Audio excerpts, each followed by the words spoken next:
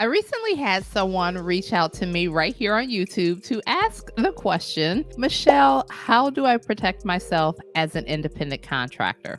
Well, there are a number of things that you will need to do to cover your assets as a social work entrepreneur. By the end of this video, you will know the major steps that you'll need to take to protect your neck as a social work independent contractor so you don't find yourself on the other side of your entrepreneurial journey. And it's not the good side, guys.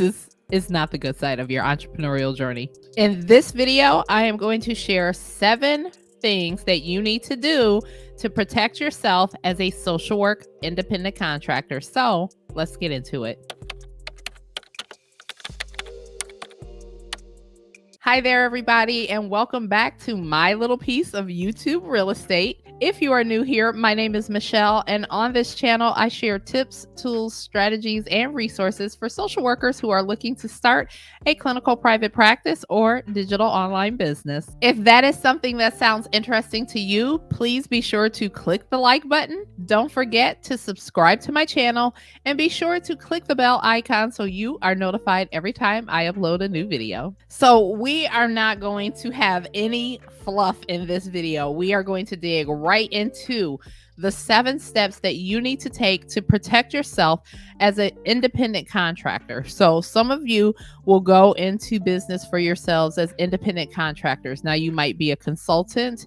You might do clinical work inside of an organization with their employees. You might do a number of things that require you to not just do clinical private practice or even digital online businesses, right? You can take one of those skills and go out as an independent contractor and do things with it, right? You can monetize it in so many ways. And so if you are thinking about doing independent contractor work, you will want to heed the warning of all 7 of these steps that I am going to give you today.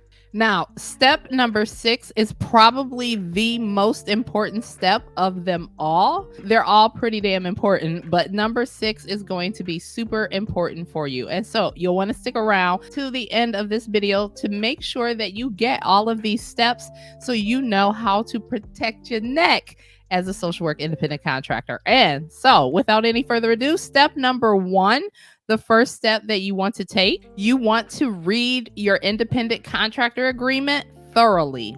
And so when you sign on as an independent contractor, the organization that you're contracting with should provide you an independent contractor agreement. And so this contract outlines the terms and conditions to which they are bringing you on as a contractor. And so you'll want to read this thoroughly. Now, interestingly enough, when you panel with health insurance, you are considered an independent contractor. And when they give you that provider agreement, it is a good idea to go through it in full detail. You want to set aside time, and this contract might be lengthy, and you want to ensure that they give you time to read it. So if you're signing on as an independent contractor and they give you the independent contract agreement and they're rushing you, then that is, as they say nowadays, a red flag. They should be giving you time to read that contract and to get it back to them. And again, this could be a lengthy contract. I've seen contracts be 30 pages. I've seen them be 50 pages, 70 pages. And so you'll want to get into that granular detail of that contract to make sure that you know the ins and outs, the yeses and the nos, the yays and the nays, right? I think that's the same as yeses and nos. But you want to make sure that you understand the rules that they're setting forth, and you want to make sure that they're not infringing on any of your rights, right? Because there could be things that they ask you to do that are essentially employee status. So when you're an independent contractor, you have control of your day, of your work time, of a lot of things. And if you find that the group that you're contracting with, or the agency or the organization, is trying to control the hours you work and things like that, those are things that really align with being an employee, a W-2 employee, instead of a 1099 independent contractor. And so you'll want to be sure, again, to familiarize yourself with that contract so you know when they might be doing this to you. because that is called being in misalignment when you are fulfilling the duties of an employee but getting paid as an independent contractor. And think about it. Independent contractors typically make a lot more than the employees, but that is to offset the fact that they're not getting benefits. That's a huge factor in that makeup, right? Because you are having to pay your own benefits. Oftentimes, you are having to pay your quarterly estimated taxes as an entrepreneur. And so there is, I guess you could say, more risk for you. And so again, familiarized. I take so much time on this particular one because you'd be surprised how many social workers don't read the contract. And I'm like, why would you sign anything as a business owner and not read the contract? So read the contract. The second step that you must take is to have an attorney read the contract. So after you review the contract in detail, you should be paying an attorney. And yes, is it costly? Absolutely. It can run you a little bit of coin, but in the long run, it is totally worth it. You do not want to get yourself involved in something. You do not want to read the document and not fully understand what it is detailing and then sign your John Hancock on that.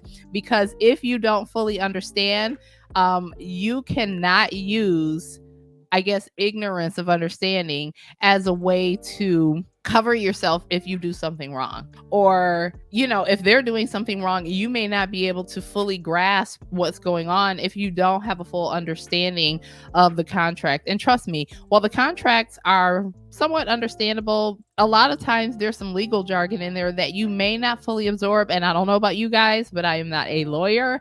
I have no legal knowledge whatsoever. And this is why I pay a lawyer as a business owner. And you should too. So be sure to have your attorney look at the independent contractor agreement that the organization agency is trying to get you to sign.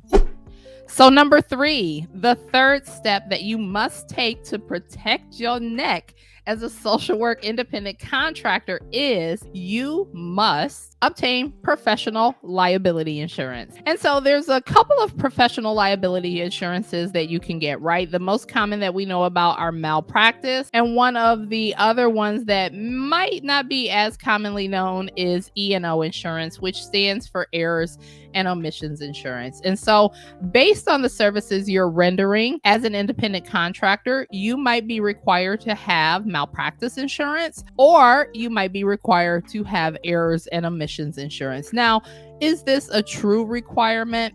There's not any real governing body out there looking to make sure that you have this professional, I can't talk yet once again, that you have this professional liability insurance, but there's not. You could totally enter the profession without insurance if you're private pay or, whatever, you're contracting with these people. And if something goes awry, it could be your shirt. Even if you are an LLC, it could be your business's shirt, right? While you might be separate from the business when you are a limited liability company, there is still, you don't want to lose your business, right? You do want to maintain that corporate veil, but you don't want to lose your business. And something like a malpractice case can totally shut you down. And so you'll want to have the proper insurance. Again, it's either E&O for errors and omissions or malpractice based on the services that you are rendering as an independent contractor. The fourth step that you'll want to take is to make sure that you set up your business properly. So this includes your business structure and your fictitious name filing. And so fictitious name filing is just a fancy phrase for what we commonly know as a DBA. It could be called either or in your area that you live in, but you'll want to make sure that you check with your county clerk's office to see, when do you have to list a fictitious name filing. Typically, from what I found, is anytime that you're doing business outside of your own legal name that you'll need to file a fictitious name filing or a DBA.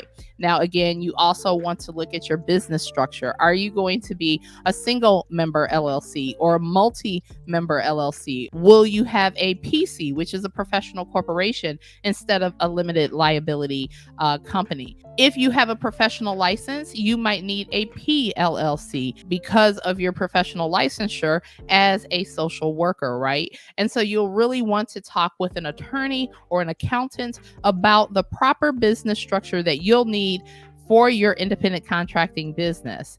Do not do not do not skip this step. When it comes to the things that you need to do with accountants and lawyers, do not skip those steps, people. I know you want to save money. I know it is tight when you're getting started, but do not skip those steps. You do not want those things to come back and bite you once you are doing well for yourself, and trust me, they can.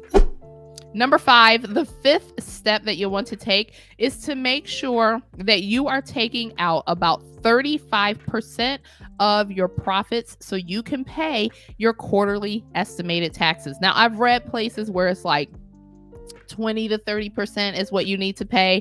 My rule of thumb in my business, I'm thinking 35%, 40. So that's typically the range that I'm in. I like to pay out more instead of too little, because what happens is at the end of the year, when it becomes tax time and you have to sit down and do your taxes, yes, you've been paying quarterly estimated taxes.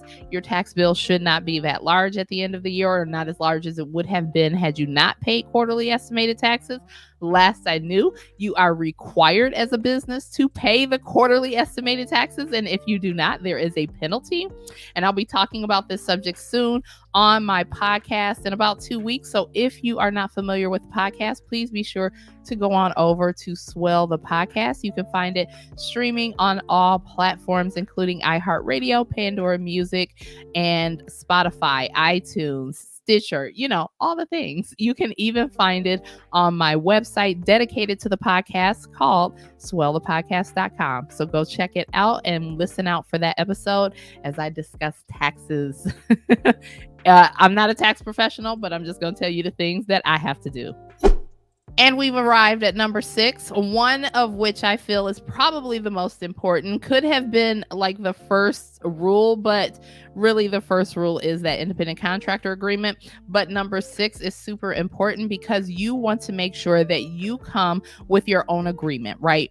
And so this will be like a service provider agreement or a client agreement, because while the client may have you sign an independent contractor agreement as the business owner who is bringing you on as a contractor, you in turn can protect yourself by having a client agreement that you make them sign. And so you can find client agreements out there. Well, first of all, you can absolutely go to an attorney and have them draft you one up, a custom client agreement, and you can potentially do that each time you work with a new client, which can be quite costly. But there are other digital online entrepreneurs. So since we're talking about digital online business, might I just highlight there are other digital online entrepreneurs who are lawyers that sell templates. And so one of the things that is really attractive about these templates is they are relatively low cost, right? They're still expensive. I'm not even going to fake the funk and kid you. They are still expensive, but comparatively speaking to having custom documents drafted, they are relatively low cost. So for example, I had an attorney draft a custom document for me. And by the time we got through with everything, it ran me. So it was about 2 custom documents that I needed. And that whole process ran me about $1,800, right? And so these were agreements, service provider agreements that I had, so I could work with my clients in my private coaching practice one-on-one, right? And so there are paperwork essentials that you will need inside of your private practice, okay? Or digital online business, either one, any business that you have, there are document essentials that you need. And so I had a lawyer draft these. This was before I found out about templates, the lawyers selling templates. And so the same documents that I paid a lawyer to custom draft for me for $1,800, I could have gotten possibly from anywhere from $275 to $400 online with a template. And so I am going to show you some of the websites where you can find these templates. And so right here, this website is for Bobby Clinic is his name. So he is a lawyer turned digital entrepreneur, and he crafts these templates that you can purchase for your business. And so as you can see, he has a number of templates, whether you are a service provider or digital online entrepreneur, he has got your back. I am not an affiliate with him. In no way has he approved me to endorse this. I am just sharing where I now get my templates, right? And so I've bought templates from Bobby's website. I love them. I actually am about to sign up for the All Access Pass, where I have unlimited access to everything. He has the best rate out there that I've found for these templates and that All Access Pass. However, there are other places out there. So for example, there is the Contract Shop. They have an area dedicated specifically to consultants on their website. And as you can see, there are different bundles that she has, which some of them, again, you will look at these prices and say those are not cheap, but they are relatively cheap when you're considering working directly one-on-one to have these things customized by an attorney. And so you want to make sure that you have a client agreement that you can have the independent contractor who is bringing you on sign, so you can also protect yourself and set your boundaries. Okay, so I know that this is a lot of information that I'm giving to you. If you have any questions about this video or any other video on my channel, please feel free to sign up for a meet and greet where you can ask me your questions directly. You will find a link to sign up for that in the description box below, and I look forward to seeing you there. And then last but not least, the 7th step that you'll want to be sure to take to protect your neck as a social work independent contractor, you want to make sure you establish a strong set of boundaries. This is hugely important. Now, most independent contractors out there, I would say, are probably on the up and up. But of course, just as you have the group you will have the group of independent contractors who are going to try and get more bang for their buck from you. And when I say more bang for their buck, they're going to potentially try to get you to do things that are outside of your client's agreement that you had them sign and the independent contractor agreement that they had you sign. This is just something that happens sometimes. You want to make sure that when you enter these spaces, you're not entering from a place of vulnerability. And so what do I mean by that? Well, what I mean is when you're in business, some people are going into business to escape the job that they hate. Some people are going in business to lift themselves out of financial debt. There's a number of reasons why people seek entrepreneurship, right? Some people want time, financial, and career freedom, but it's also attached to the fact that I needed to leave that job yesterday. So when you're in this state, sometimes it can cause us to make decisions from a place of vulnerability. And so these are decisions that we may not otherwise make if we were in a different position, right? And so when you're just getting started, you might have organizations who know you're new, right? And they might try to take advantage of your, I guess, novice stature in this particular field, right? And so you want to make sure that you have a clearly defined, strong set of boundaries so this does not happen. You want to make sure that you stand in that space of what those boundaries are. So for example, as an independent contractor, if you say, I only work Monday through Thursday and you have Fridays off, if that organization tries to get you to come on Friday for something, oh, just this one Friday, just this, you give them an inch, they will take a mile. And so you don't want to start doing those things. That one time leads to, oh, well, just one more time or just this other thing. So be sure to set a clearly defined, strong boundaries and stick to them and stay in that space and don't be shaken from that.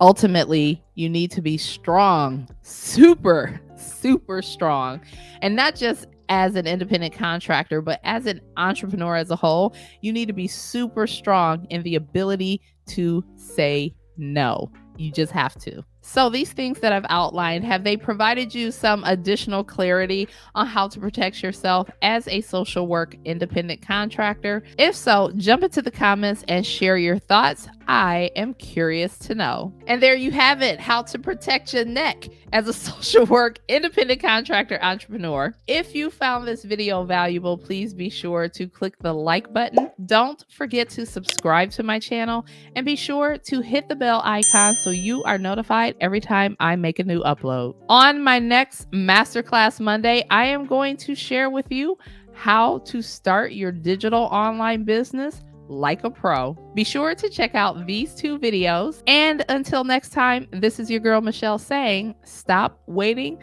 The time is now. Start your clinical private practice or digital online business. Bye for now.